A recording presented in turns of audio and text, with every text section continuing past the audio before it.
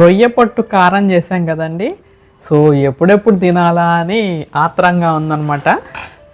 So ఇప్పుడైతే రొయ్య పొట్టు కారం వేసుకుని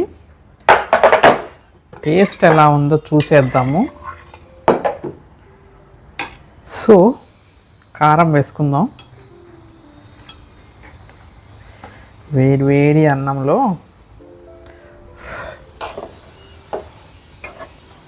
ఇదిగోండి. ఆహా, ఒక స్పూన్ వేసాను.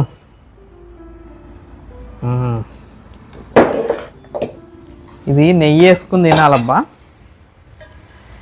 నెయ్యి కూడా ఒక స్పూను, ఇంకొంచెం వేద్దాం. ఇప్పుడు కలుపుకుందాం.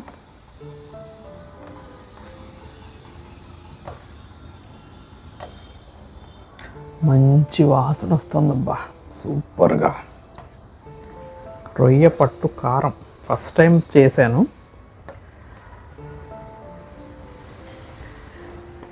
ఇక ముందు ముందు ఈ రొయ్య పొట్టుతో రెసిపీస్ కూడా చేస్తాను, అలాగే ఎండు రొయ్యలు కూడా ఉన్నాయి, వాటితో కూడా చేస్తాను. సో ఇప్పుడైతే ఈ కారం టేస్ట్ ఎలా ఉందో చూసేద్దాం.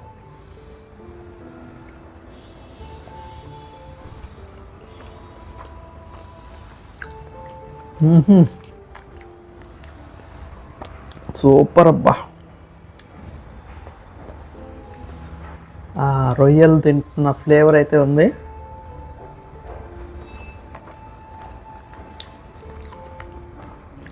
వెల్లుల్లిపాయ ఫ్లేవరు, కారం పర్ఫెక్ట్గా సరిపోయింది. నేను చెప్పిన కొలతలు యాజ్ ఇట్ ఈస్గా ఫాలో అయిపోండి.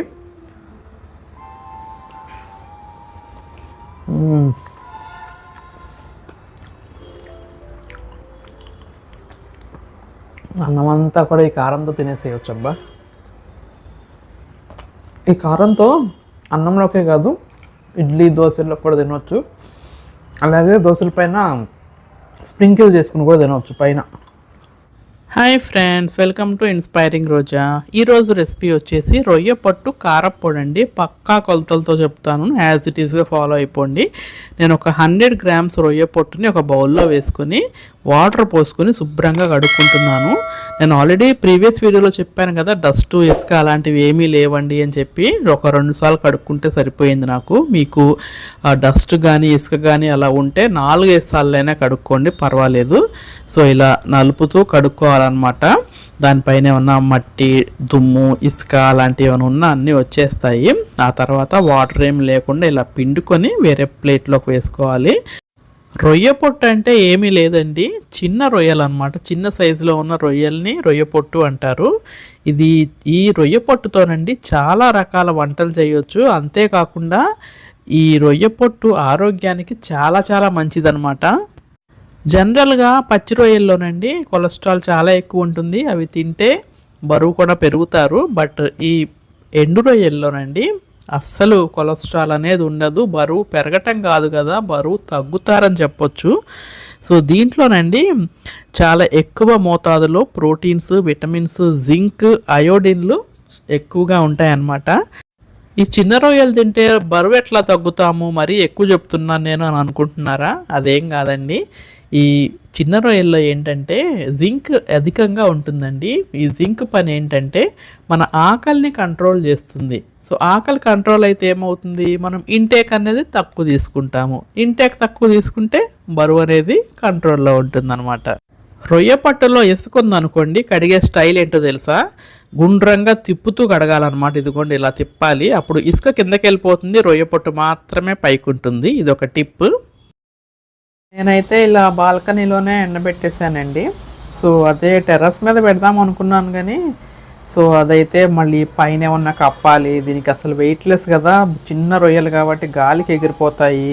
అలాగే కాకులు, పావురాలు, పక్షులకి ఆహారం అయిపోతాయి, ఇంకా మనకే మిగులుతుంది. సో అందుకని చెప్పి గాలికైనా ఆరినా పర్లేదులే అని చెప్పి ఇక్కడ బాల్కనీలోనే ఎండబెట్టుకున్నాను. చక్కగా ఎండ కూడా వచ్చింది ఇప్పుడు. సో ఇంకా నేను కారం తయారు చేసే ప్రాసెస్లోకి వెళ్ళిపోదాం, వచ్చేసేయండి.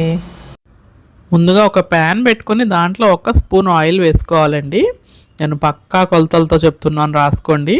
100 గ్రాముల రొయ్య పొట్టుకి 25 గ్రాముల ఎండు మిరపకాయలని నేను ముక్కల్లాగా కట్ చేసుకొని ఫ్రై చేసుకుంటున్నాను. ఇలా ముక్కలు చేసుకోవటం వల్ల లోపలికి అంతా బాగా వేగుతాయి అన్నమాట. స్టవ్ వచ్చేసి లో టు మీడియంలోనే పెట్టుకోవాలి. మనము వేపినంతసేపు అలాగే ఉంచాలన్నమాట. సో 25 గ్రామ్స్ మాత్రమే వేసాను నేను. సో ఇదిగోండి చక్కగా వేగిపోయినాయి. గలగలగల మన సౌండ్ రావాలన్నమాట, అంతవరకు వేగితే చాలు. ఇప్పుడు ఇది వేరే బౌల్లోకి ట్రాన్స్ఫర్ చేసేసుకుందాము. అండ్ మళ్ళీ అదే బౌల్లో ఇంకొక స్పూన్ ఆయిల్ వేసి కరివేపాకు వేయించుకుంటున్నాను.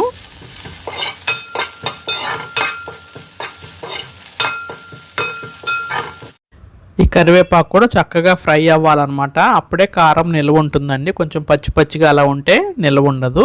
సో ఇది కూడా చక్కగా వేగిపోయింది. ఇంకా అది కూడా బౌల్లోకి వేసేసుకున్నాను. ఆ తర్వాత ఇంకొక స్పూన్ ఆయిల్ వేసుకొని 1 స్పూను మినప్పప్పు వేసుకున్నాను. సో ఇవి కొంచెం కలర్ చేంజ్ అయ్యి మంచి సువాసన వస్తుందన్నమాట. అప్పటి వరకు ఫ్రై చేసుకున్నాక దాంట్లో 1 స్పూను ధనియాలు వేసుకోవాలండి. అది కూడా ఫ్రై అయిన తర్వాత 1 స్పూను జీలకర్ర, అంతే. అన్నీ 1 స్పూన్ మాత్రమే.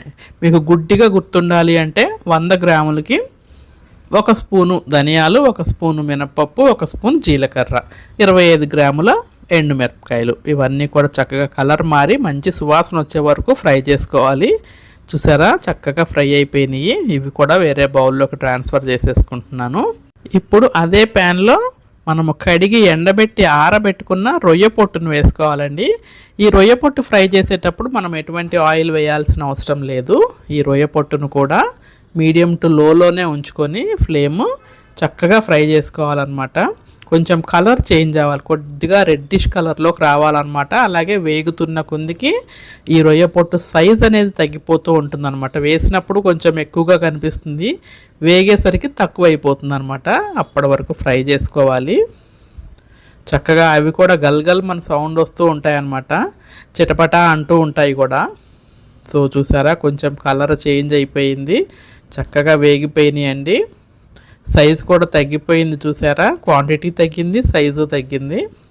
హెయిర్ ఫాల్ సమస్యతో బాధపడుతున్నవారు ఈ రొయ్య పొట్టుతో చేసిన డిషెస్ తింటే కనుక చక్కగా హెయిర్ గ్రోత్ అనేది ఉంటుందన్నమాట.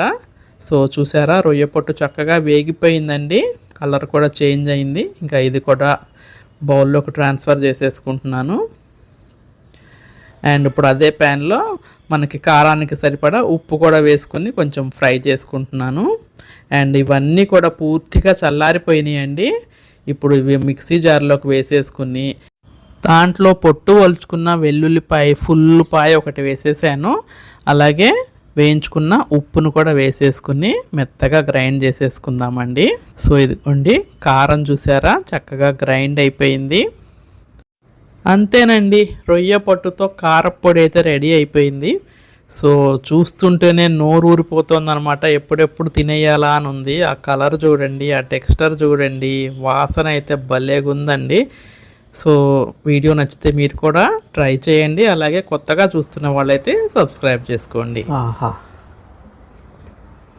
సో కారం అద్దిరిపోయింది, మీరు కూడా ట్రై చేసి ఎంజాయ్ చేసేయండి. ఇప్పుడైతే నేను దీన్ని ఒక పట్టు పట్టేస్తాను. బాయ్.